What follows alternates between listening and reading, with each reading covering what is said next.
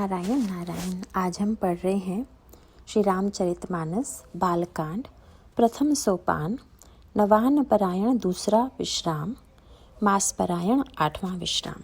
श्री राम जी और लक्ष्मण जी मुनि के साथ चले। वे वहां गए जहां जगत को पवित्र करने वाली गंगा जी थी। महाराज गाधी के पुत्र विश्वामित्र जी ने वह सब कथा कह सुनाई जिस प्रकार देवनदी गंगा जी पृथ्वी पर आई थी। तब प्रभु ने ऋषियों सहित गंगा जी में स्नान किया। ब्राह्मणों ने भांति भांति के दान पाए। फिर मुनि वृंद के साथ वे प्रसन्न होकर चले और शीघ्र ही जनकपुर के निकट पहुंच गए। श्री राम जी ने जब जनकपुर की शोभा देखी तब वे छोटे भाई लक्ष्मण सहित अत्यंत हर्षित हुए।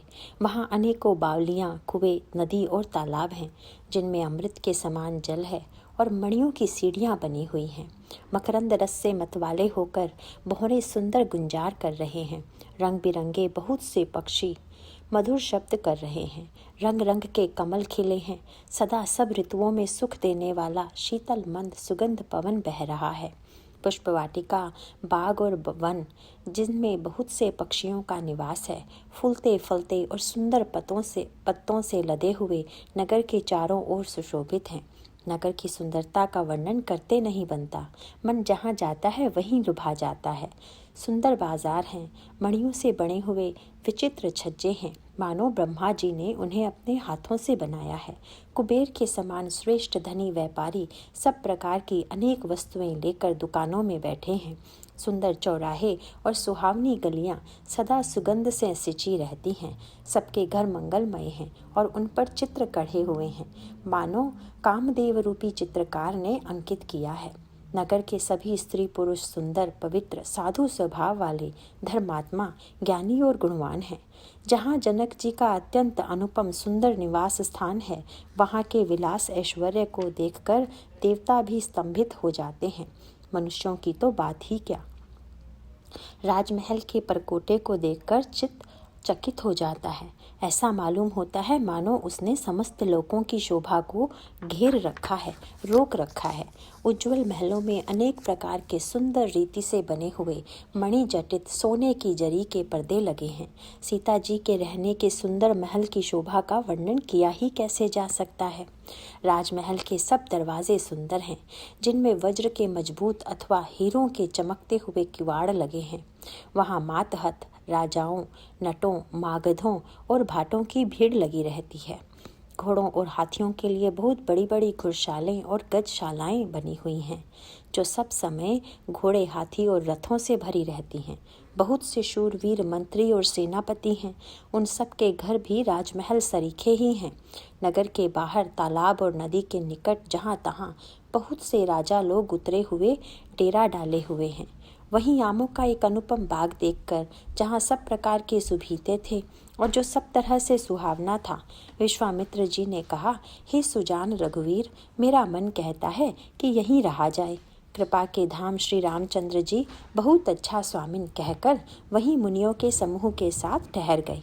मिथिलापति जनक जी ने जब यह समाचार पाया कि महामुनि विश्वामित्र आए हैं, तब उन्होंने पवित्र हृदय के ईमानदार स्वामी भक्त मंत्री, बहुत से योद्धा, श्रेष्ठ ब्राह्मण, गुरु शतानंद जी और अपनी जाति के श्रेष्ठ लोगों को साथ लिया और इस प्रकार प्रसन्नता के साथ राजा मुनियों के स्वामी विश्वामित्र जी से मिलने चले।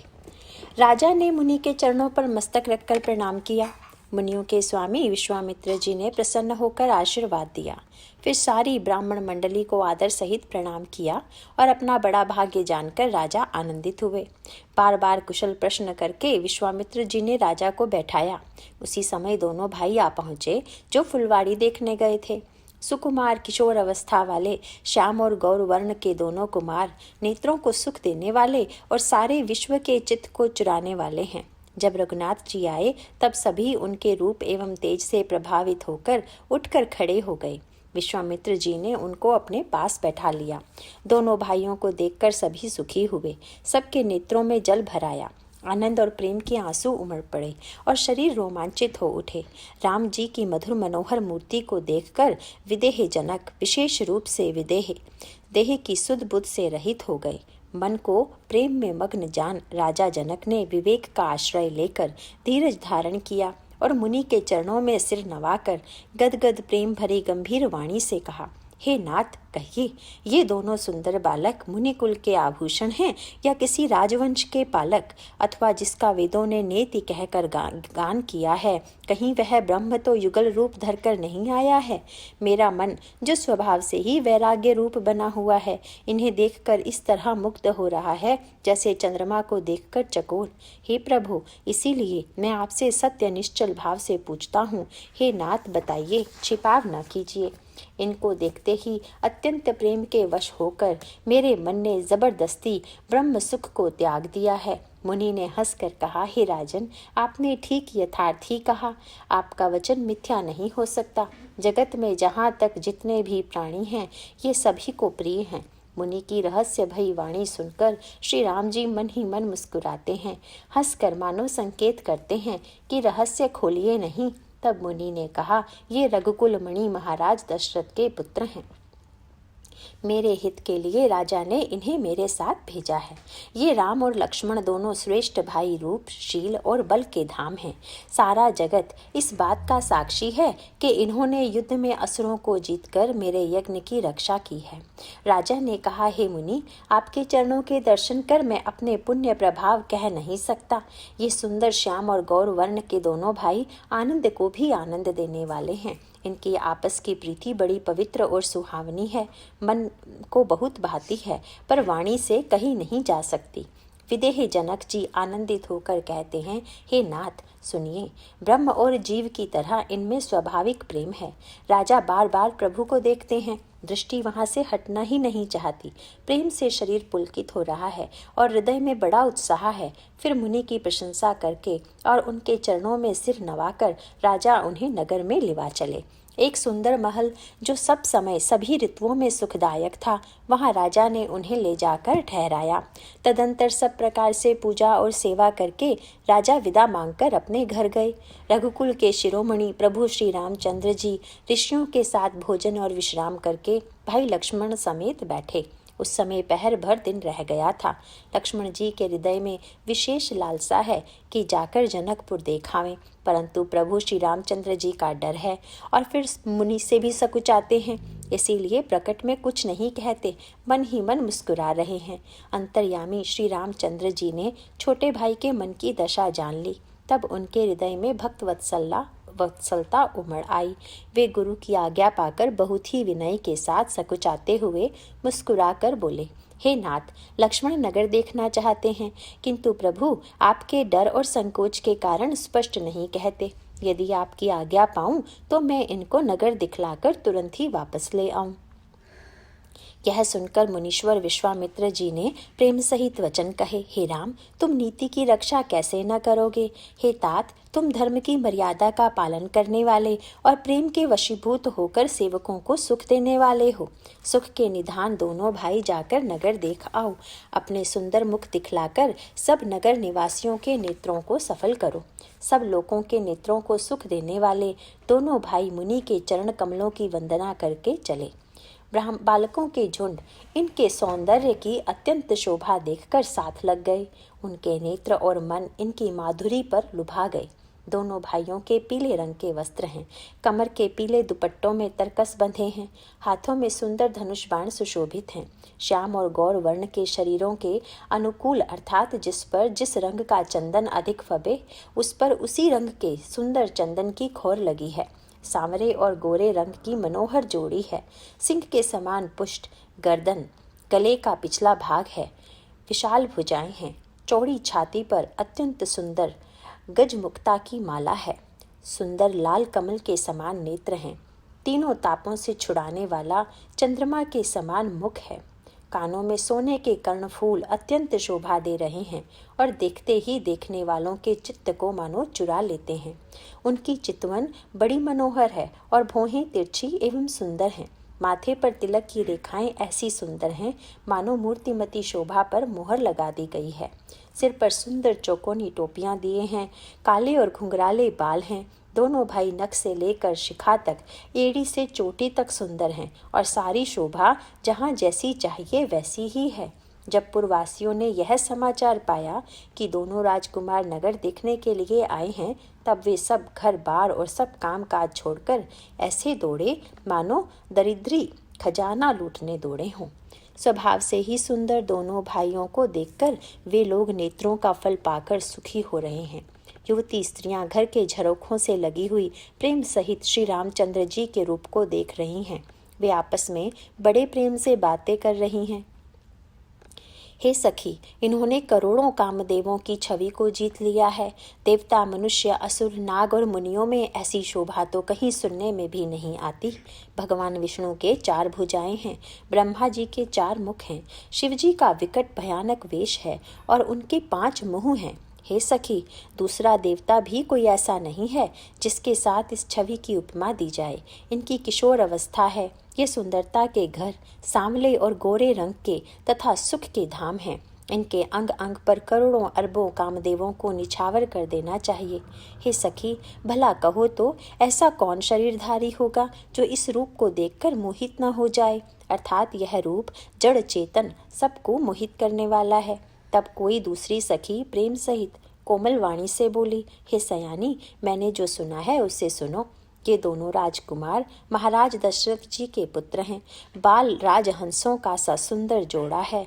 ये मुनि विश्वामित्र के यज्ञ की रक्षा करने वाले हैं। इन्होंने युद्ध के मैदान में राक्षसों को मारा है। जिनका श्याम शरीर और सुंदर कमल जैसे नेत्र हैं, जो मारीच और सुबाहु के मद को चूर करने वाले और सुख की खान हैं, और जो हाथ में धनुष बाण लिए हुए हैं, वे कौशल्या जी के पुत्र हैं। इनका नाम राम है। जिनका रंग गोरा और किशोर अवस्था है, और जो सुंदर वेश बनाए और हाथ में धनुष बाण लिए श्री राम जी के पीछे पीछे चल रहे हैं, वे इनके छोटे भाई हैं। उनका नाम लक्ष्मण है। हे सखी, सुनो, उनकी माता सुमित्रा है। दोनों भाई ब्राह्मण विश्वामित्र जी का काम करके और रास्ते में मुनि गौतम की स्त्री अहल्या का उद्धार करके यहाँ धनुष यज्ञ देखने आए हैं। यह सुनकर सब स्त्रियां प्रसन्न हुई। श्री रामचंद्र जी की छवि देखकर कोई एक दूसरी सखी कहने लगी, यह वर जानकी के योग्य है। हे सखी, यदि कहीं राजा इन्हें देख लें तो प्रतिज्ञा छोड़कर हठपूर्वक इन्हीं से विवाह कर देगा। किसी ने कहा, राजा ने इन्हें पहचान लिया है और मुनि के सहित इनका आदरपूर्वक सम्मान किया है। परंतु हे सखी, राजा अपना प्रण नहीं छोड़ता। वह होनहार के वशीभूत होकर हठपूर्वक अविवेक का ही आश्रय लिए हुए है। प्रण पर अड़े रहने की मूर्खता नहीं छोड़ता। कोई कहती है, यदि विधाता भले हैं और सुना जाता है कि वे सबको उचित फल देते हैं, तो जानकी जी को यही वर मिलेगा। हे सखी, इसमें संदेह नहीं है। जो दैव योग से ऐसा संयोग बन जाए तो हम लोग सब कृतार्थ हो जाएं। हे सखी, मेरी तो इसी से इतनी अधिक आतुरता हो रही है कि इसी नाते कभी ये यहाँ आवेंगे। नहीं तो विवाह न हुआ तो हे सखी सुनो, हमको इनके दर्शन दुर्लभ हैं। यह संयोग तभी हो सकता है जब हमारे पूर्व जन्मों के बहुत पुण्य हों। दूसरी ने कहा, हे सखी, तुमने बहुत अच्छा कहा। इस विवाह से सभी का परम हित है। किसी ने कहा, शंकर जी का धनुष कठोर है और ये सांवले राजकुमार कोमल शरीर के बालक हैं। हे सयानी, सब असमंजस ही है। यह सुनकर दूसरी सखी कोमल वाणी से कहने लगी, हे सखी, इनके संबंध में कोई कोई ऐसा कहते हैं कि ये देखने में तो छोटे हैं पर इनका प्रभाव बहुत बड़ा है। जिनके चरण कमलों की धूलि का स्पर्श पाकर अहल्या तर गई, जिसने बड़ा भारी पाप किया था, वे क्या शिवजी का धनुष तोड़े बिना रहेंगे? इस विश्वास को भूलकर भी नहीं छोड़ना चाहिए। जिस ब्रह्मा ने सीता को संवार कर बड़ी चतुराई से रचा है, उसी ने विचार कर सांवला वर भी रच रखा है। उसके ये वचन सुनकर सब हर्षित हुई और कोमल वाणी से कहने लगी, ऐसा ही हो। सुंदर मुख और सुंदर नेत्रों वाली स्त्रियां समूह की समूह हृदय में हर्षित होकर फूल बरसा रही हैं। जहाँ जहाँ दोनों भाई जाते हैं वहाँ वहाँ परम आनंद छा जाता है। दोनों भाई नगर के पूर्व ओर गए, जहाँ धनुष यज्ञ के लिए रंगभूमि बनाई गई थी। बहुत लंबा चौड़ा सुंदर ढाला हुआ पक्का आंगन था, जिस पर सुंदर और निर्मल वेदी सजाई गई थी। चारों ओर सोने के बड़े बड़े मंच बने थे, जिन पर राजा लोग बैठेंगे। उनके पीछे समीप ही चारों ओर दूसरी मचानों का मंडलाकार घेरा सुशोभित था। बहुत वह कुछ ऊंचा था और सब प्रकार से सुंदर था, जहाँ जाकर नगर के लोग बैठेंगे। उन्हीं के पास विशाल और सुंदर सफ़ेद मकान अनेक रंगों के बनाए गए हैं, जहाँ अपने अपने कुल के अनुसार सब स्त्रियाँ यथा योग्य जिसको जहाँ बैठना उचित है बैठकर देखेंगी। नगर के बालक कोमल वचन कह कहकर आदरपूर्वक प्रभु श्री रामचंद्र जी को यज्ञशाला की रचना दिखला रहे हैं।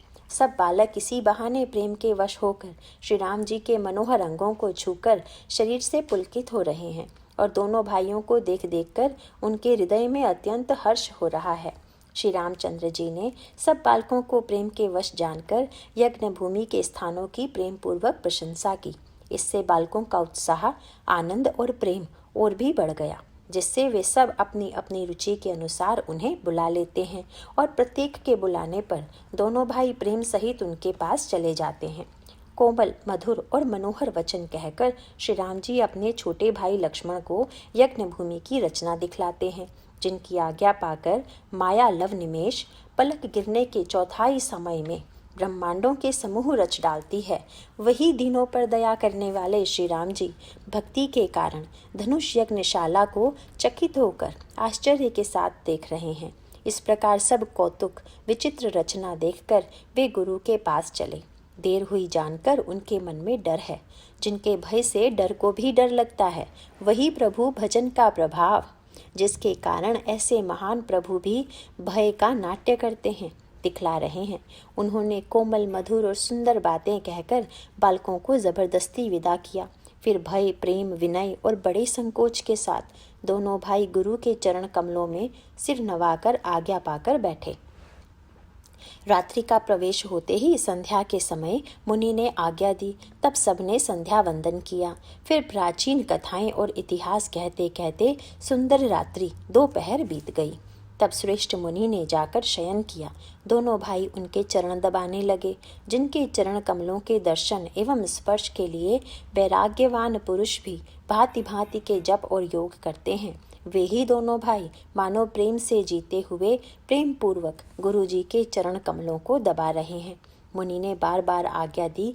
तब श्री रघुनाथ जी ने जाकर शयन किया। श्री राम जी के चरणों को हृदय से लगाकर भय और प्रेम सहित परम सुख का अनुभव करते हुए लक्ष्मण जी उनको दबा रहे हैं।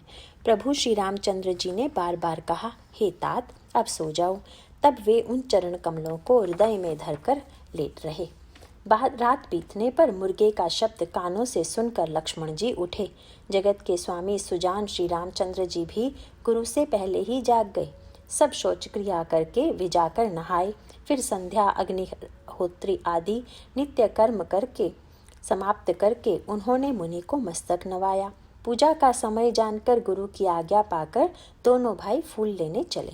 उन्होंने जाकर राजा का सुंदर बाग देखा, जहाँ बसंत ऋतु लुभा कर रह गई है। मन को लुभाने वाले अनेक वृक्ष लगे हैं। रंग बिरंगी उत्तम लताओं के मंडप छाए हुए हैं। नए पत्ते, फलों और फूलों से युक्त सुंदर वृक्ष अपनी संपत्ति से कल्प वृक्ष को भी लजा रहे हैं। पपीहे, कोयल, तोते, चकोर आदि पक्षी मीठी बोली बोल रहे हैं और मोर सुंदर नृत्य कर रहे हैं। बाग के बीचों बीच सुहावना सरोवर सुशोभित है, जिसमें मणियों की सीढ़ियां विचित्र ढंग से बनी हैं। उसका जल निर्मल है, जिसमें अनेक रंगों के कमल खिले हुए हैं। जल के पक्षी कलरव कर रहे हैं और भ्रमर गुंजार कर रहे हैं। बाग और सरोवर को देखकर प्रभु श्री रामचंद्र जी भाई लक्ष्मण सहित हर्षित हुए। यह बाग वास्तव में परम रमणीय है, जो जगत को सुख देने वाले श्री रामचंद्र जी को सुख दे रहा है। चारों ओर दृष्टि डालकर और मालियों से पूछकर वे प्रसन्न मन से पत्र पुष्प लेने लगे। उसी समय सीता जी वहां आई।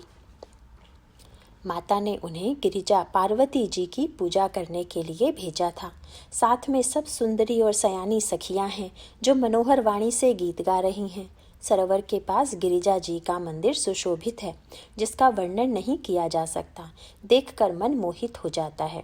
सखियों सहित सरोवर में स्नान करके सीता जी प्रसन्न मन से गिरिजा जी के मंदिर में गई। उन्होंने बड़े प्रेम से पूजा की और अपने योग्य सुंदर वर मांगा। एक सखी सीता जी का साथ छोड़कर फुलवाड़ी देखने चली गई थी। उसने जाकर दोनों भाइयों को देखा और प्रेम में विह्वल होकर वह सीता जी के पास आई। सखियों ने उसकी दशा देखी कि उसका शरीर पुलकित है और नेत्रों में जल भरा है। सब कोमल वाणी से पूछने लगी कि अपनी प्रसन्नता का कारण बता। उसने कहा, 2 राजकुमार बाग देखने आए हैं, किशोर अवस्था के हैं और सब प्रकार से सुंदर हैं। वे सांवले और गोरे रंग के हैं। उनके सौंदर्य को मैं कैसे बखान कर कहूँ। वाणी बिना नेत्र की है और नेत्रों के वाणी नहीं है। यह सुनकर और सीता जी के हृदय में बड़ी उत्कंठा जानकर सब सयानी सखियां प्रसन्न हुई। तब एक सखी कहने लगी, हे सखी, ये वही राजकुमार हैं जो सुना है कि कल विश्वामित्र मुनि के साथ आए हैं और जिन्होंने अपने रूप की मोहिनी डालकर नगर के स्त्री पुरुषों को अपने वश में कर लिया है।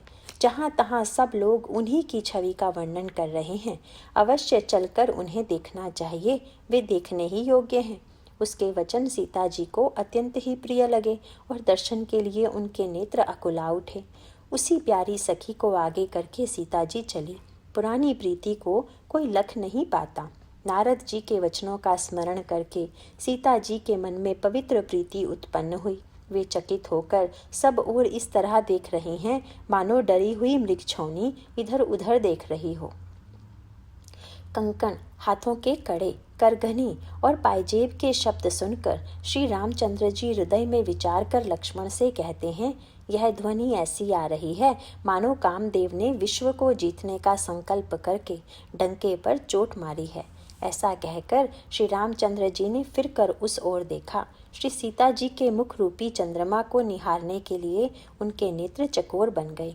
सुंदर नेत्र स्थिर हो गए, टकटकी लग गई, मानो जनक जी के पूर्वज निमि ने, जिनका सबकी पलकों में निवास माना गया है, लड़की दामाद के मिलन प्रसंग को देखना उचित नहीं, इस भाव से सकुचाकर पलकें छोड़ दी, पलकों में रहना छोड़ दिया, जिससे पलकों का गिरना रुक गया। सीता जी की शोभा देखकर श्री राम जी ने बड़ा सुख पाया। हृदय में वे उसकी सराहना करते हैं, किंतु मुख से वचन नहीं निकलते। वह शोभा ऐसी अनुपम है मानो ब्रह्मा ने अपनी सारी निपुणता को मूर्तिमान कर संसार को प्रकट करके दिखा दिया हो। वह सीता जी की शोभा सुंदरता को भी सुंदर करने वाली है। वह ऐसी मालूम होती है मानो सुंदरता रूपी घर में दीपक की लौ जल रही हो। अब तक सुंदरता रूपी भवन में अंधेरा था, वह भवन मानो सीता जी की सुंदरता रूपी दीप शिखा को पाकर जगमगा उठा है, पहले से भी अधिक सुंदर हो गया है। सारी उपमाओं को तो कवियों ने झूठा कर रखा है। मैं जनक नंदिनी श्री सीता जी की किस से उपमा दूं? इस प्रकार हृदय में सीता जी की शोभा का वर्णन करके और अपनी दशा को विचार कर प्रभु श्री रामचंद्र जी पवित्र मन से अपने छोटे भाई लक्ष्मण से समयानुकूल वचन बोले, हे तात, यह वही जनक जी की कन्या है जिसके लिए धनुष यज्ञ हो रहा है। सखियां इसे गौरी पूजन के लिए ले आई हैं। यह फुलवाड़ी में प्रकाश करती हुई फिर रही है, जिसकी अलौकिक सुंदरता देखकर स्वभाव से ही पवित्र मेरा मन क्षुब्ध हो गया है। वह सब कारण अथा उसका सब कारण तो विधाता जाने, किंतु हे भाई सुनो, मेरे मंगलदायक दाहिने अंग फड़क रहे हैं। रघुवंशियों का यह सहज जन्मगत स्वभाव है कि उनका मन कभी कुमार्ग पर पैर नहीं रखता। मुझे तो अपने मन का अत्यंत ही विश्वास है कि जिसने जागृत की कौन कहे, स्वप्न में भी पराई स्त्री पर दृष्टि नहीं डाली है। रण में शत्रु जिनकी पीठ नहीं देख पाते, अर्थात जो लड़ाई के मैदान से भागते नहीं, पराई स्त्रियां जिनके मन और दृष्टि को नहीं खींच पाती, और भिखारी जिनके यहाँ से ना ही नहीं पाते, खाली हाथ नहीं लौटते, ऐसे श्रेष्ठ पुरुष संसार में थोड़े हैं। यूं श्री राम जी छोटे भाई से बातें कर रहे हैं, पर मन सीता जी के रूप में लुभाया हुआ उनके मुख रूपी कमल के छवि रूप मकरंद रस को भौरे की तरह पी रहा है।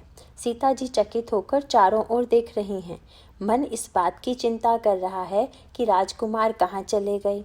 बाल मृग नयनी, मृग के छौने की सी आँख वाली सीता जी जहाँ दृष्टि डालती हैं, वहाँ मानो श्वेत कमलों की कतार बरस जाती है।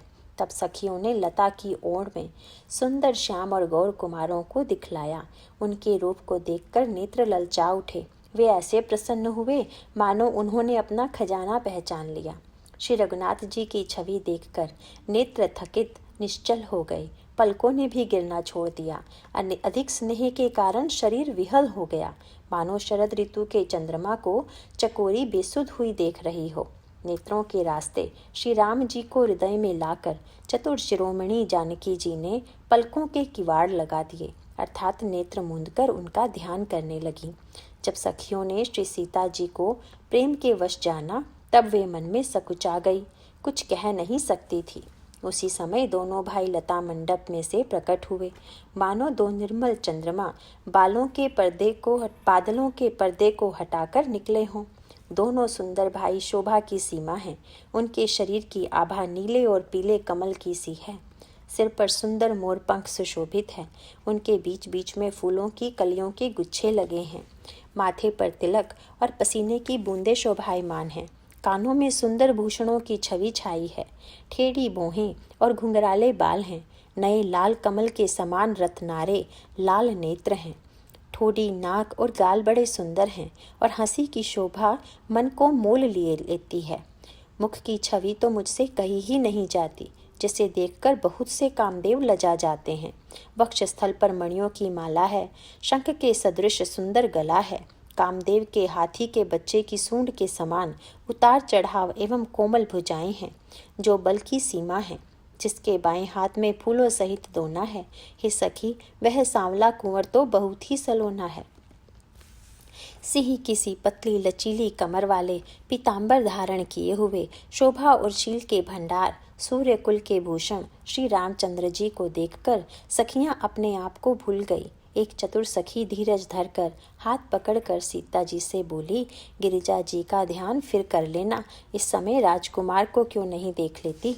तब सीता जी ने सकुचाकर नेत्र खोले और रघुकुल के दोनों सिन्हों को अपने सामने खड़े देखा। नख से शिखा तक श्री राम जी की शोभा देखकर और फिर पिता का प्रण याद करके उनका मन बहुत क्षुब्ध हो गया। जब सखियों ने सीता जी को परवश प्रेम के वश देखा, तब सब भयभीत होकर कहने लगी, बड़ी देर हो गई, अब चलना चाहिए, कल इसी समय फिर आवेंगी। ऐसा कहकर एक सखी मन में हंसी। सखी की यह रहस्य भरी वाणी सुनकर सीता जी सकुचा गई। देर हो गई जान उन्हें माता का भय लगा। बहुत धीरज धरकर वे श्री रामचंद्र जी को हृदय में ले आई और उनका ध्यान करती हुई अपने को पिता के अधीन जानकर लौट चली। मृग, पक्षी और वृक्षों को देखने के बहाने सीता जी बार बार घूम जाती हैं और श्री राम जी की छवि देख देख कर उनका प्रेम कम नहीं बढ़ रहा है, अर्थात बहुत ही बढ़ता जाता है। शिव जी के धनुष को कठोर जानकर वे विसूरती मन में विलाप करती हुई हृदय में श्री राम जी की सांवली मूर्ति को रखकर चली। शिव जी के धनुष की कठोरता का स्मरण आने से उन्हें चिंता होती थी कि ये सुकुमार रघुनाथ जी उसे कैसे तोड़ेंगे। पिता के प्रण की स्मृति से उनके हृदय में क्षोभ था ही, इसीलिए मन में विलाप करने लगी। प्रेमवश ऐश्वर्य की विस्मृति हो जाने से ही ऐसा हुआ। फिर भगवान के बल का स्मरण आते ही वे हर्षित हो गई और सांवली छवि को हृदय में धारण करके चली। प्रभु श्री राम जी ने जब सुख, स्नेह, शोभा और गुणों की खान श्री जानकी जी को जाती हुई जाना, तब परम प्रेम की कोमल स्याही बनाकर उनके स्वरूप को अपने सुंदर चित्त रूपी भित्ति पर चित्रित कर लिया। सीता जी पुनः भवानी जी के मंदिर में गई और उनके चरणों की वंदना करके हाथ जोड़कर बोली, हे श्रेष्ठ पर्वतों के राजा, हिमाचल की पुत्री पार्वती, आपकी जय हो, जय हो।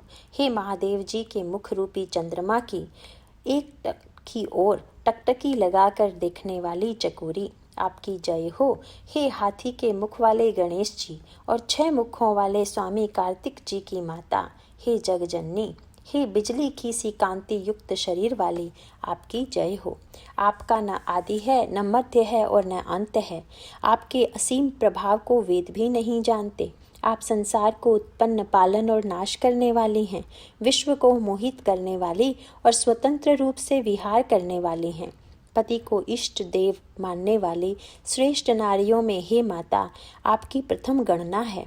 आपकी अपार महिमा को हजारों सरस्वती और शेष जी भी नहीं कह सकते।